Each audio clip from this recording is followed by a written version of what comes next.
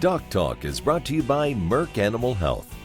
At Merck Animal Health, we're shaping the future of animal health with pioneering science, connected technology, and insights-driven solutions to bring our customers an unparalleled portfolio of choices to improve cattle care and operational efficiency. We support you and your legacy by helping you meet the challenges of today with the innovations of tomorrow. Hey folks, welcome to DocTalk. We're going to have a great show. We have Associate Professor and Meat Scientist Dr. Travis Quinn going to be with us from Kansas State University. We're going to talk about alternative proteins and how beef panned out against them. Stay tuned.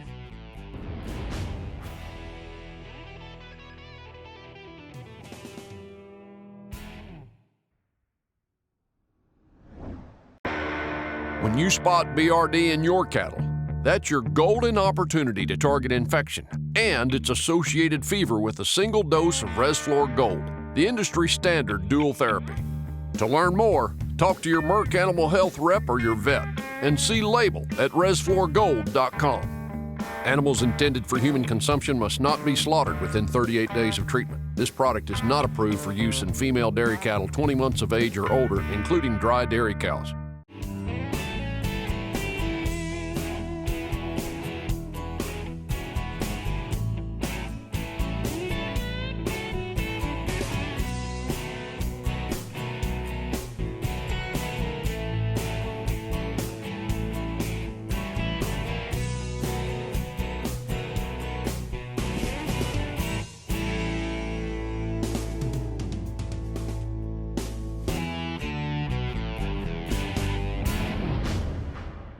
Hey folks, welcome to DocTalk. Look who we have here. We have Dr. Travis Quinn. He's an associate professor at Kansas State in the Animal Science and Industries Department.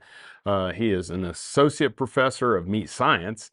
And if you have been around meat science or been around education, Dr. Quinn is quickly becoming a very famous meat scientist across the United States. He's very humble, but he's really put his stamp on meat science here at Kansas State University. And thanks for being here. Oh, thank you, Dan. Happy to be here. So You bet. Well, let's just start out a little bit about what you do at K-State and kind of your program. yeah, absolutely. So here at K-State, we have 5 meat scientists within our group.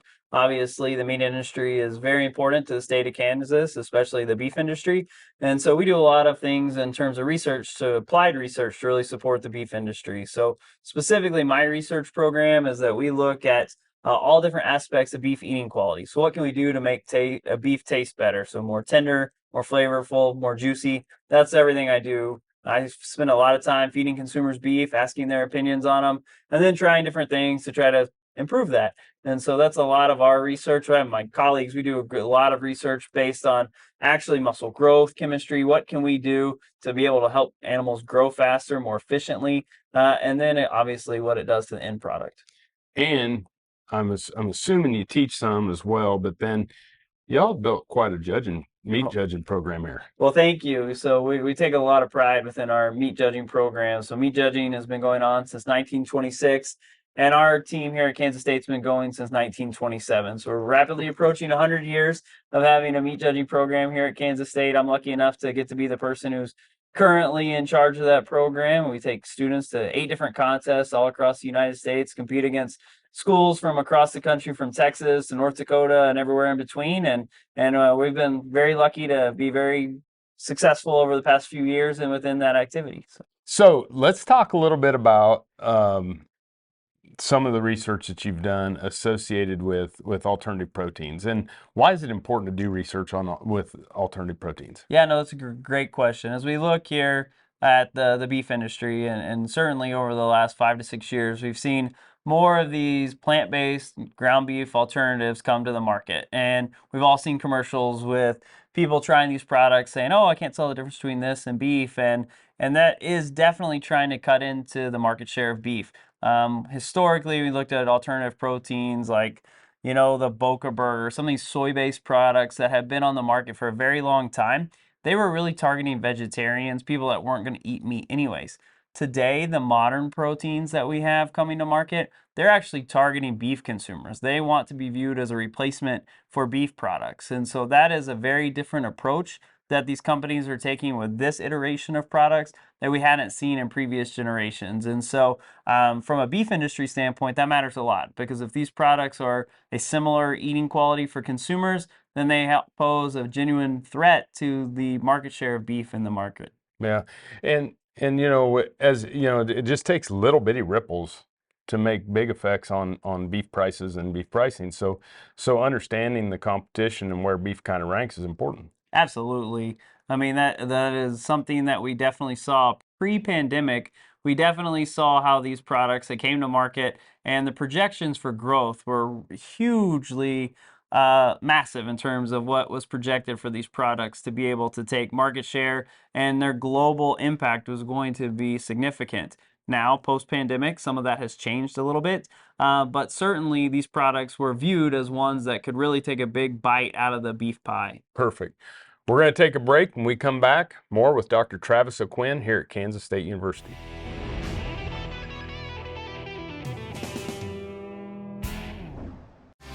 DNA Dialogue is brought to you by Identity Feeder, powered by Neogen. Really, we feed cattle and feedlots because we're feeding them high energy diets and we're fattening them. And so we're obviously get other benefits from that, such as taste, tenderness, juiciness of the end product. But what it really comes down to is how much fat can we put on those. And we're not doing it to put on fat on the outside. It's really about the marbling inside the meat itself. But it's difficult to know marbling when the cattle are live. You don't know that until after they're marketed. So what are packers interested in? They're interested in obviously the weight and the amount of pounds that they can also produce in their line. They're interested in red meat yield, which obviously in our grid systems is a premium and discount based on yield grades. 1 and 2 is a premium, yield grade 4 and 5 is generally a discount. And obviously, if you're not familiar, those yield grade 1 and 2 are more red meat yield. Yield grades 4 and 5 are obviously fatter relative to red meat yield. So there's a premium discount on yield grade. And then, of course, there's a premium discount on quality grade. Quality grades are usually discussed as a choice select spread, but that's really low choice compared to select. And there's premiums as you go to upper 2/3 choice, CAB, which would be black-hided and upper 2/3 choice, and then an even larger premium for prime. So what are packers interested in? Weight, yield, and obviously the most marbled beef that they can market, because they get a premium for those end products as well.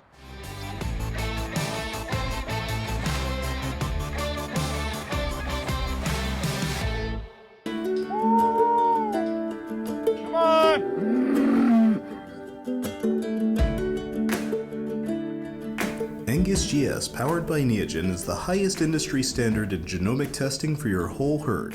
Contact the American Angus Association to test today. Bovolus Nasalgen 3 offers young calves unrivaled protection against devastating respiratory diseases, including IBR, PI3, and BRSV. And it has a unique blue shadow, so there's no second guessing which animals have been vaccinated. To up your protection, choose Bovolus Nasalgen 3 PMH, the first and only intranasal that protects against viral and bacterial pneumonia. Talk to your veterinarian and visit nasalgen.com to learn more. It's the crews, cattle, and accolades that keep you striving for the best that's ever been. It's more than a banner or a great calf crop. It's everything you deserve. And for that, we're here with all you need. valleyvet.com.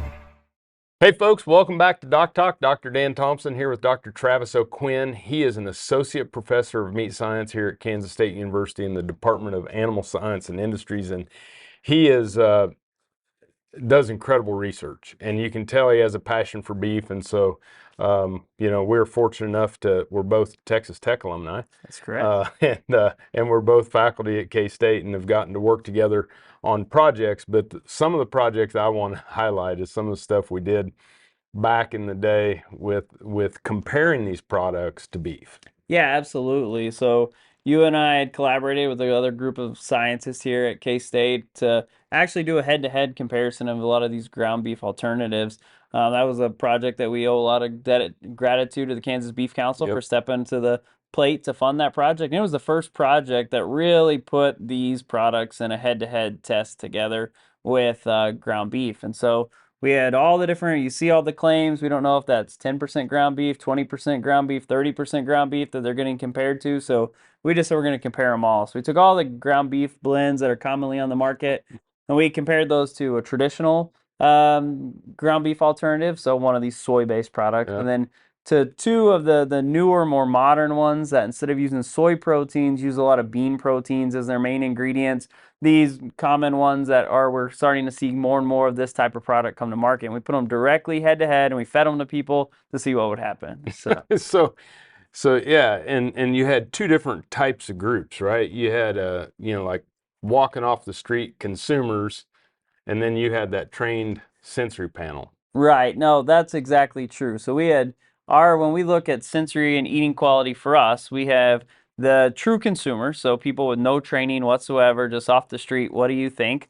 Those are really good data points because they give really good insight to what people actually think about the products. And then we have another set of people that try the product that are really highly trained and skilled. And the idea there is that they can detect really small differences that may exist in eating quality that maybe the consumers just can't detect. And so gives us kind of two different aspects of eating quality on those products. And for this study, they kind of really aligned in terms of what the data told us. Yeah, and I think it's important for people to understand too that with you do this for a lot of different so that people that not only the consumer, but then when you have these trained sensory panels, that you get really thorough answers to put the best products on the shelf. Absolutely. I mean, we do a lot of studies here, as you pointed out. We do all kinds of different meat products, steaks, ground beef, pork, lamb. We've done processed meat products, everything. So our trained panelists on that part are incredibly refined, can detect really small differences. And then kind of our calling card on a lot of our data is the consumer aspect of, getting groups of 120, 250 people together and getting their real life opinions about the product. Okay, so just kind of walk us through what went on with the consumers, and then we got about a minute and we'll take a break, and then when we come back, we'll jump into the results. So we got 120 consumers from around Manhattan because they're convenient and close. And we fed them each of the 3 ground beefs and then each of the 3 ground beef alternatives. And so we asked them some questions about the tenderness, the juiciness, the flavor. We asked them how much they liked the product overall, as well as what they thought of the appearance of the product. And then we asked them, how willing would you be to purchase this product? And what we found was that our 3 ground beef products were far superior to the 3 ground beef alternative products. So the plant-based products were viewed as a lot more dry in their flavor. Consumers didn't like the overall appearance of them. They also said they were not willing to purchase the ground beef alternatives. And then their 3 ground beefs were pretty similar, but all better than everything. The only place where we would say that the ground beef alternatives were a little bit different was in terms of tenderness. They were very soft, so the consumers did tell us they were a little bit more tender. But overall, they liked the ground beef a lot more than they did the ground beef alternatives. That's what we thought we were going to see, but we should never be afraid of going head-to-head with our competition. We're going to take a break. When we come back, we'll talk more with Dr. Travis O'Quinn.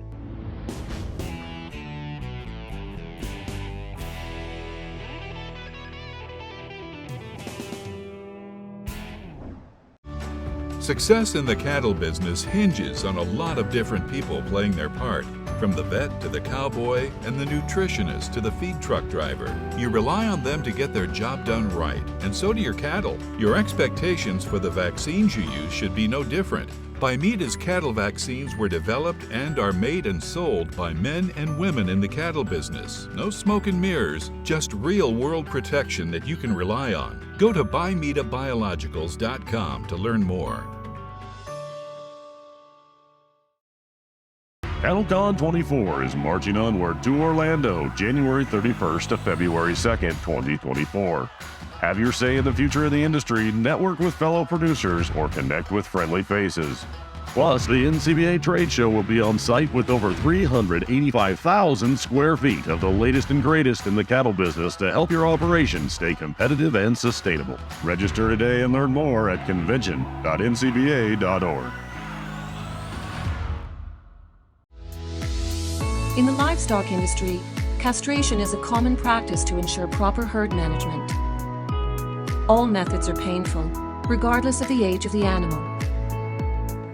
At Solvit, we could not ignore the clear industry need for better castration solutions. So we developed LidoBand, a novel lidocaine-impregnated elastrator, addressing the pain associated with band castration. It provides local anesthesia throughout the castration process. LidoBand, a small device that can make a big difference. It's the crews, cattle, and accolades that keep you striving for the best that's ever been. It's more than a banner or a great calf crop. It's everything you deserve. And for that, we're here with all you need. valleyvet.com. Hey folks, welcome back to DocTalk. Dr. Dan Thompson here with Dr. Travis O'Quinn. We're in Weber Hall on the campus of Kansas State University, where Dr. O'Quinn serves as an associate professor of meat science here in the Department of Animal Science and Industries, and tremendous researcher, tremendous teacher. Very, very fortunate to have him at Kansas State and on the show. But let's talk about the follow-up study you did with consumers and with NCBA. Yeah, absolutely. So one of the things that we found in the first study was, hey, big difference in eating quality between the ground beef and these ground beef alternatives. One of the criticisms that you could say is that we just fed those products blind without anything, no seasoning, anything like that. This is what we typically would do. The truth is that those products are going to get used as a part of a bigger meal. So they're going to be the protein component of a hamburger, of a taco, of a burrito, something like that. So we were interested to see if we added ingredients, how that would change the eating quality of those products. And so we were fortunate enough that the Beef Checkoff from a national level decided to fund another follow-up study on that, and where we were actually fed those same products again, all head-to-head with ground beef. And this time we let the consumers build hamburgers. So we let them put ketchup and mustard and lettuce and everything that they would on a normal bun, whatever their cheese, whatever their preference is. And then we did another part of that to where they did it with tacos. And so we added taco seasonings to all these different products. And then they added cheese and lettuce and all the normal taco toppings. And so they built these tacos and hamburgers, and then they evaluated the products again. The results of that study matched the first study identically. I mean, no matter what, those products that were the ground beef alternatives, the plant-based, they were nowhere close to the eating quality of the ground beef. The ground beef was, again, more flavorful, had a more beef-like flavor, certainly more juicy, and again, overall liked a lot higher. So it didn't matter to us when we did that follow-up study if it was as just here's the product, evaluate it, Right. or if it was, again, part of a meal. Our consumers are off the street, untrained panelists. They did not care for the plant-based products as much as they did the ground beef. I tried it on my own, went over to Burger King across the road from the plant in Lexington, and I was starving. So if it was going to pass some mustard at all, I thought this would be the time, and it was nowhere close to the real thing. They are very different products than beef. Yeah. So again, I mean, it goes back to, while we sit there and we jump out in front with all this communications and all these different blurbs against them, isn't it easier just to put them down side by side and say, I can't eat that? Yeah, I think that is that is the ultimate test, right? I mean, if consumers will try things one time and give it a chance, but then if they don't purchase it again, then that tells you everything you need about the product. Again, we can talk about how these products have fared here in more recent times, which has not been as favorably as what they were projected to be. And a lot of that goes back to anecdotal evidence on what our studies actually show is that these products, if a consumer purchases them thinking that it's going to be a similar eating quality as beef, that they don't provide that. And so if that's what the customer's looking for, then they're going to be disappointed and they're not going to go back for a return purchase. Perfect.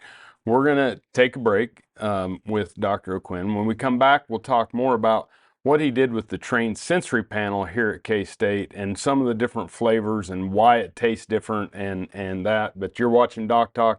Thanks for joining us. We'll be right back.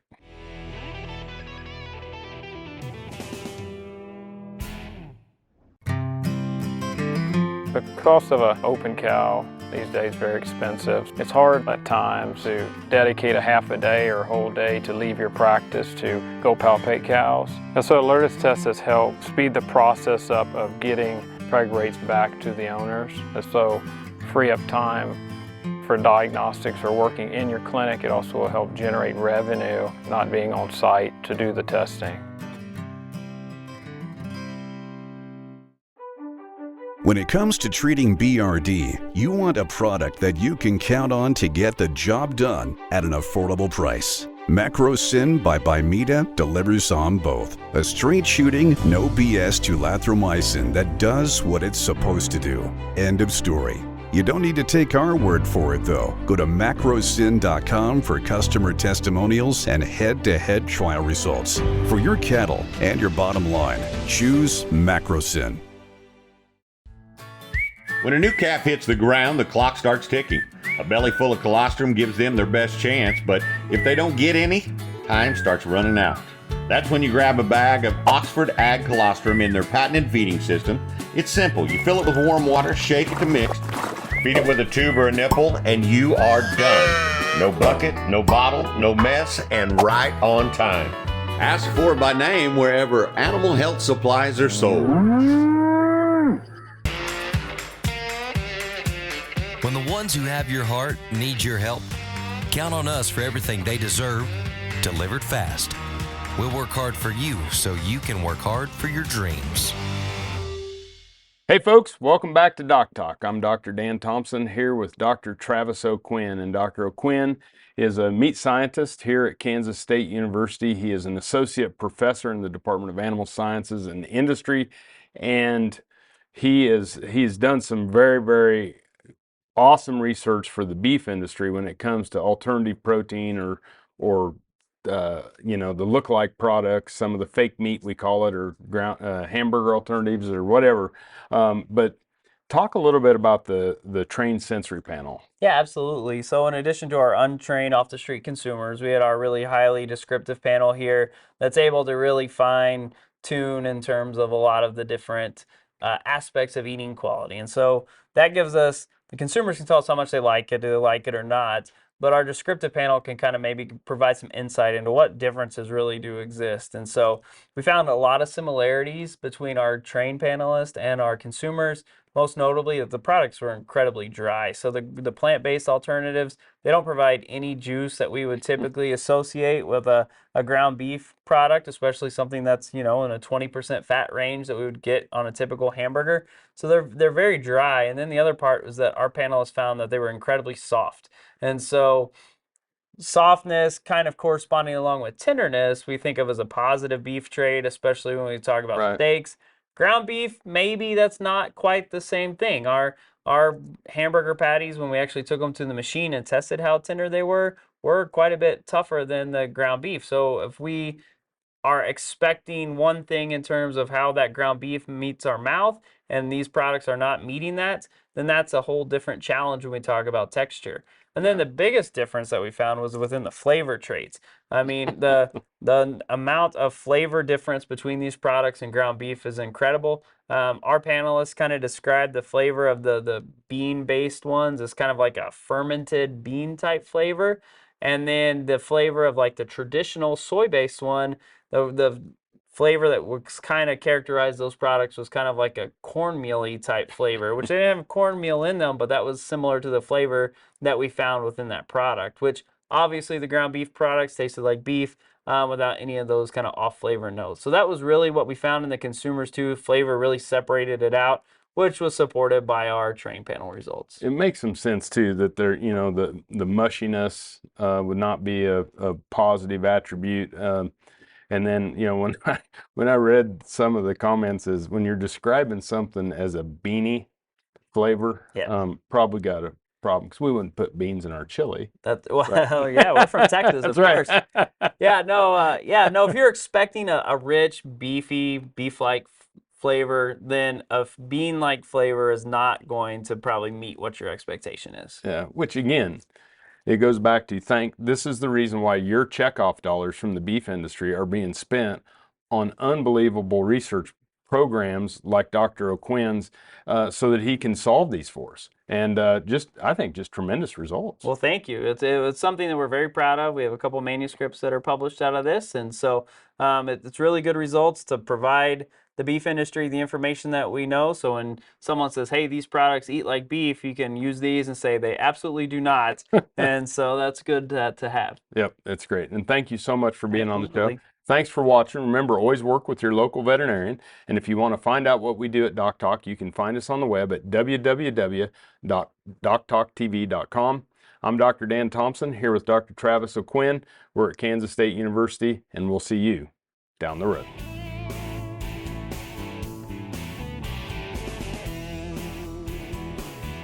At Merck Animal Health, we're shaping the future of animal health with pioneering science, connected technology, and insights-driven solutions to bring our customers an unparalleled portfolio of choices to improve cattle care and operational efficiency. We support you and your legacy by helping you meet the challenges of today with the innovations of tomorrow. CattleCon 24 is marching onward to Orlando, January 31st to February 2nd, 2024. Have your say in the future of the industry, network with fellow producers, or connect with friendly faces. Plus, the NCBA trade show will be on site with over 385,000 square feet of the latest and greatest in the cattle business to help your operation stay competitive and sustainable. Register today and learn more at convention.ncba.org.